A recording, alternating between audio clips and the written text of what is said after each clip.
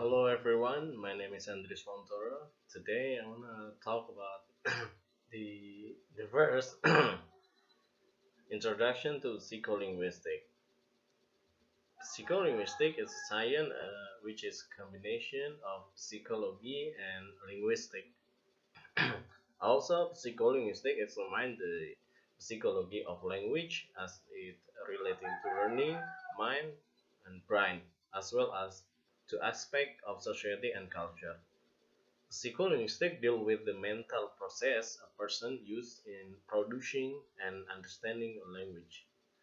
It is concerned with the relationship between the language and human mind. For example, words, sentence, and discourse meaning are represented and computing in our mind. And the second is the father of psycholinguistics.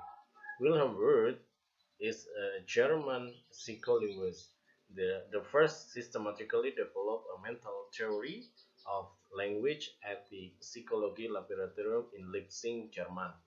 In the 19th century, he started that the language is a tool for generating thought. In addition, Wundt is also known as the developer of language performance theory.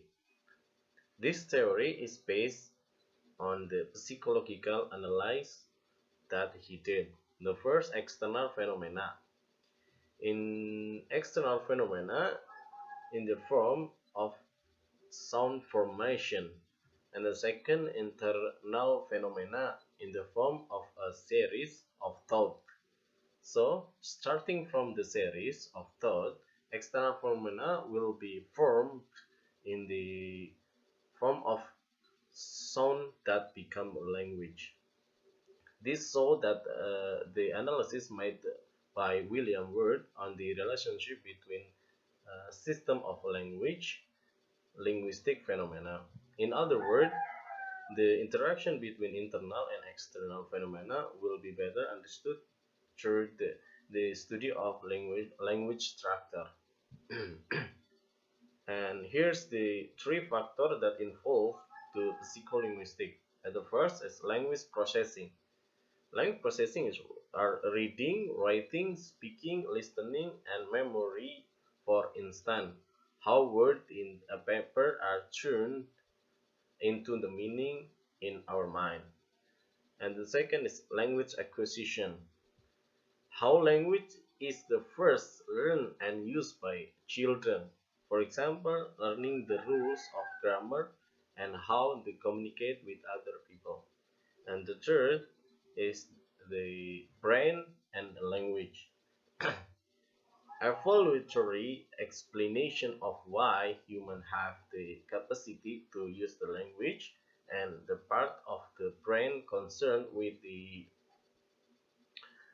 different area of language, also considering whether or not non-human animals have the ability to use the language too. The next is a goal of psycholinguistics. Goal is psycholinguistics to find a theory of language that is linguistically acceptable, and psychology can explain the nature of language and its acquisition. And then in the second, goals of psycholinguistics tries to explain the nature of the structure of language and how this structure is obtained, used when speaking and when understanding sentence in the speech. The conclusion of the introduction to psycholinguistics study the psychological factors that are possibly involved in language learning. The psycholinguistics focus on the application of the actual language and communication. It is necessary to make the decision applying various methods that allow the student easily to understand the language. I think that's all for me.